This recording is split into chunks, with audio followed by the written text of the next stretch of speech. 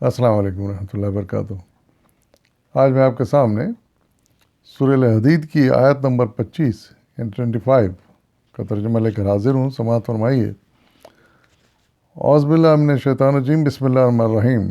ہم نے اپنے رسولوں کو صاف صاف نشانیاں اور ہدایت کے ساتھ بھیجا اور ان کے ساتھ کتاب اور میزان نازل کی تاکہ لوگ انصاف پر قائم ہوں، اور لوہا اتارا جس میں بڑا زور ہے اور لوگوں کے لیے منافع ہیں۔ یہ اس لیے کیا گیا ہے کہ اللہ کو معلوم ہو جائے کہ کون اس کے دیکھے بغیر اس کی اور اس کے رسولوں کی مدد کرتا ہے۔ یقیناً اللہ بڑی قوت والا اور زبردست ہے۔ صدق اللہ العظیم۔ یہ آیات اس لحاظ سے بڑی اہم ہے کہ اس میں اسلام کی تعلیمات کا نچوڑ پیش کر دیا گیا ہے۔ اللہ تعالیٰ نے جو انسانوں کی ہدایت کے لیے طریقہ اختیار کیا، اس کا بڑا ہی مختصر اور جامع بیان ہے۔ اس میں پہلی بات اس میں یہ ارشاد فرمائی گئی کہ ہم نے اپنے رسولوں کو صاف صاف نشانیوں اور ہدایت کے ساتھ بھیجا ہے۔ یعنی رسول کچھ نشانیاں بھی لے کے آئے، مختلف رسول مختلف طرح کی نشانیاں لے کر آئے اور کچھ ہدایت اپنے ساتھ لائے۔ پھر دوسری بات یہ ارشاد فرمائی گئی کہ اس کے ساتھ کتاب اور میزان نازل کی تاکہ لوگ انصاف پر قائم ہوں۔ دوسری بات یہ کہ بہت سے رسولوں کو ان میں سے کتاب دی گئی، یعنی باقاعدہ کلام عطا فرمایا گیا جس کو ایک کتاب کی شکل میں مرتب کر لیا گیا بعد میں، اور اس میں ساری ہدایت، ہر معاملے میں ہدایت دی گئی۔ کیا زبور، کیا انجیل، کیا قرآن، ان میں سب میں پوری ہدایت زندگی کے بارے میں موجود ہیں۔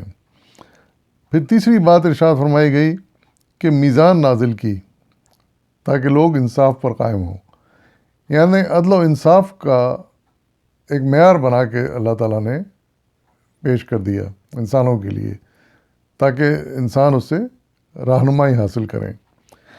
اس سلسلے میں مولانا سید ابوالعلا مودودی رحمۃ اللہ علیہ نے بڑا اچھا تبصرہ کیا ہے، وہ سماعت کے قابل ہے۔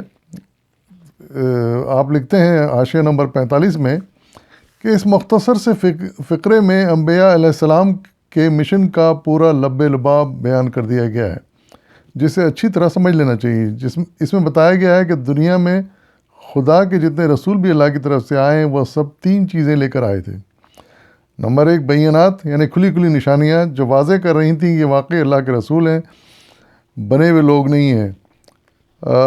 روشن دلائل جو اس بات کو ثابت کرنے کے لیے بالکل کافی تھے کہ جس چیز کو وہ حق کہہ رہے ہیں وہ واقعی حق ہے، اور جس چیز کو باطل قرار دے رہے ہیں وہ واقعی باطل ہے۔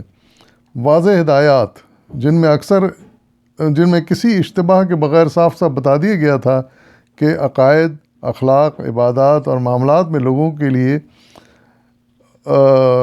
راہ راست کیا ہے جسے وہ اختیار کریں، اور غلط راستے کون سے ہیں جن سے وہ اجتناب کریں۔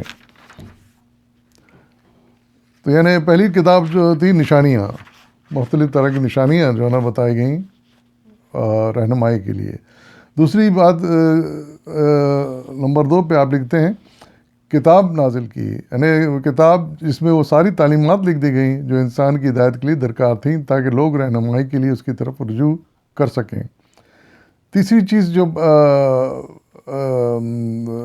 انسان کی رہنمائی کے لیے پیش کی گئی وہ میزان ہے، یعنی میزان وہ معیار حق و باطل ہے جو ٹھیک ترازو کو تول کر یہ بتا دے کہ افکار، اخلاق اور معاملات میں افراط و تفریط کی مختلف انتہاؤں کے درمیان انصاف کی بات کیا ہے، یعنی انصاف کی بات کیا ہے اور بے انصافی کی باتیں کون سی ہیں۔ اس چیز کو بالکل کھلے طور پر واضح کر دیا اور ناپ تول کے ان کو بتا دیا۔ اب انسان اسی میزان کو، اسی معیار کو قائم رکھتے ہوئے زندگی کے ہر معاملات میں فیصلہ کر سکتا ہے کہ اچھائی کون سی ہے، برائی کون سی ہے، حق کون سا ہے، باطل کون سا ہے۔ تو یہ انسان کی پہچان کے لیے ایک میزان قائم کر دی گئی ہے، یعنی ترازو بنا دیا گیا، انسان خود اس میں تول کے چیزوں کو دیکھ سکتا ہے۔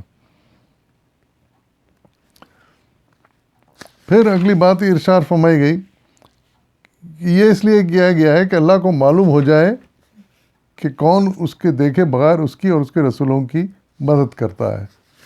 یہ یہ اس سے پہلے یہ آیا کہ لوہا اتارا جس میں بڑا زور ہے اور لوگوں کے لیے منافع ہیں.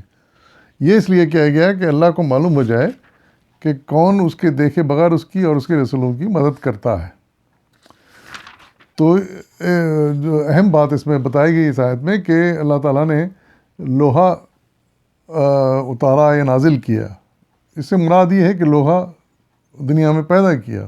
ظاہر ہے دنیا میں جو چیز بھی پیدا، دنیا خود اللہ تعالیٰ کی بنائی ہوئی ہے، تو اس میں جو چیزیں بھی ہم دیکھتے ہیں پائی جاتی ہیں قدرتی ماحول میں، زمین کے اندر یا پانی کے اندر یا آسمانوں میں، وہ سب اللہ تعالیٰ کی بنائی ہوئی چیزیں ہیں.